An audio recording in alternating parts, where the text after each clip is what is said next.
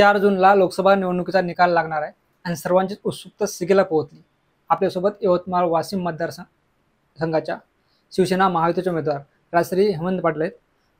ताई, काय सांगाल, ज्या पद्धतीनं आपण लेख म्हणून माहेरवासियांना आवाहन केलं होतं, कसं प्रेम मिळेल वाटतं, काय वाटतं?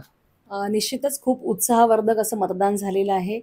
माननीय पंतप्रधान नरेंद्रजी मोदी साहेब यांनी केलेलं काम, महाराष्ट्राचे मुख्यमंत्री माननीय एकनाथजी शिंदे साहेब ज्यांनी ज्या पद्धतीने काम केलं, लोकांच्या प्रत्येक क्षणाला ते त्यांच्यासोबत उभे राहिले, या सगळ्यांचा परिपाक म्हणून आणि महायुतीचे सर्व सन्माननीय नेते, सर्व पदाधिकारी आणि सर्व कार्यकर्ते ज्या जोमाने झटले, जनतेने ज्या पद्धतीने प्रतिसाद दिला, महिलांचा वाढलेला टक्का हे एक अत्यंत महत्त्वाचं घटक या निकालाच्या पार्श्वभूमीवर बघता निश्चित या निकालामध्ये महायुतीचं पारडं जड राहणार आणि माझा विषय निश्चित आहे. ते आपण जर बघितलं तर काल टीव्ही एक्झिट पोल आलाय, त्यात कुठेतरी तुम्ही पिछाडीवर दिसते, काय सांगाल? हा एक्झिट पोल आहे, खरा रिझल्ट हा 4 जूनला येणार आहे. एक्झिट पोलचे हे काही ठराविक लोकांना, त्यात कोणता वयोगट होता, कुठल्या लोकांना भेटले, कुठल्या परिसरातल्या लोकांना भेटले हे सुद्धा निश्चित नाही आहे. त्याच्यामुळे एवढ्या मोठ्या प्रमाणावर मतदान झालेलं असताना नेमकं लोकांनी काय मतदान केलेलं आहे हे अजून मतदान पेढीतच आहे आणि त्याचा खरा रिझल्ट 4 जूनला येणार आहे. त्याच्यामुळे 4 जूनला नक्की 100% माझा विजय होणार याची मला खात्री आहे.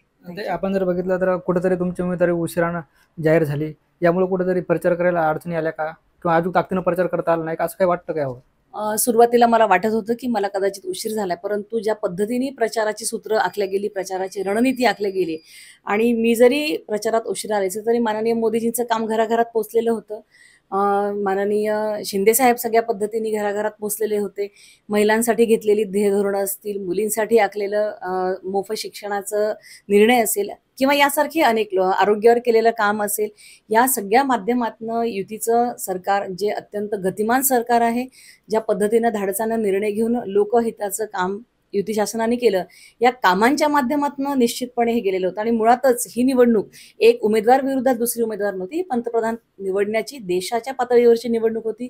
त्याच्यामुळे जरी मला उमेदवारी जाहीर झाली, उशीर झाला असेल, तरी लोकांपर्यंत मी सगळ्या कार्यकर्त्यांच्या माध्यमातून आणि सगळ्यात महत्त्वाचं डिजिटल हे युग आहे, त्या डिजिटल युगाच्या माध्यमातून प्रत्येक मतदारापर्यंत पोहोचण्यात यशस्वी झाले. तर ज्या पद्धतीनं आपण विजयाचा विश्वास व्यक्त केला आहे, आपण विजय झाल्यानंतर यवतमाळ वाशिमसाठी जे प्रश्न असतील तर प्राधान्यानं कोणते प्रश्न पहिल्यांदा सोडवले जातात? निश्चित यवतमाळ वाशिम मतदारसंघासाठी काम करण्याचा खूप मोठा एक चांगला स्कोप आहे. हे काम करत असताना माननीय खासदार हेमंत पाटील साहेबांनी ज्या पद्धतीने काम केलं आणि त्या एक चांगला रोडमॅप माझ्या डोळ्यासमोर आहे. ते एक शिदोरी पाठबळ म्हणता येईल, मार्गदर्शन म्हणता येईल, माझ्या पाठीमागे राहणार आहे. त्याच्यामुळे हे काम करत असताना सिंचनाचे प्रश्न असतील, शेतकऱ्यांच्या प्रश्नासाठी शेतकऱ्यांची जी पारंपरिक पिकं आहे, यासोबतच शेतकऱ्यांना दर महिन्याला कसं इन्कम मिळत जाईल, नोकरदारांना ज्या पद्धतीने दर महिन्याला त्यांच्या महिन्याच्या शेवटी पैसा मिळतो, त्या पद्धतीने या पारंपरिक पिकाच्या जोडीला शेतकऱ्यांना अशा पद्धतीचे एक नवीन पीक पद्धत कशी आणता येईल, हा एक प्रामुख्याने माझ्यासमोर राहणार. आणि बेरोजगारांसाठी रोजगार निर्मिती आणि महिला बचत गटांचं सशक्तीकरण, ह्या 3 मुख्य मुद्द्यांवर. त्याचप्रमाणे नवीन शिक्षण प्रणाली येते, या नवीन शैक्षणिक धोरणानुसार नवीन शिक्षणाचे जे काही आता वारं व्हायला लागलेलं आहे, नवीन शैक्षणिक धोरणाच्या अनुसरून कौशल्याधारित शिक्षण प्रणाली आपल्या यवतमाळ वाशिम मतदारसंघात चांगल्या पद्धतीनं कशी अंगीकारता येईल यासाठी मी निश्चित काम करेल. माहेरचे नागरिक लेकीला आशीर्वाद देतील असं वाटतं? 100% लेकीलाच जास्तीत जास्त आशीर्वाद हा माहेरच्या लोकांचा राहणार आहे. किती लीड असेल ते? लीड आमच्या सगळ्यांच्या सर्वेनुसार किमान 50,000च्या वर लीड राहील अशी सगळ्यांची अपेक्षा आहे. मनाची शंका, धाकधूक अजिबात नाही. लेकीला माहेरी जात असताना कुठलीही शंका, धाकधूक कधीच नसते, ती आताही नाही आहे. निश्चितच ह्या होत्या महायुतीचे उमेदवार राजश्री हेमंत पाटील. त्यांनी सांगितलं की 50,000पेक्षा अधिक लीड मिळेल आणि माझ्या मनात शंका, धाकधूक काहीही नाही आणि त्यांनी त्यांच्या विजयावर विश्वास व्यक्त केला. ज्ञानेश्वर लोंढे, टीव्ही मराठी, नांदेड.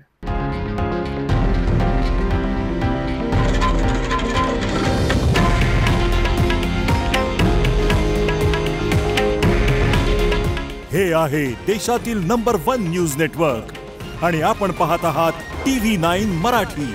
काळजी तुमची, हित महाराष्ट्राचं.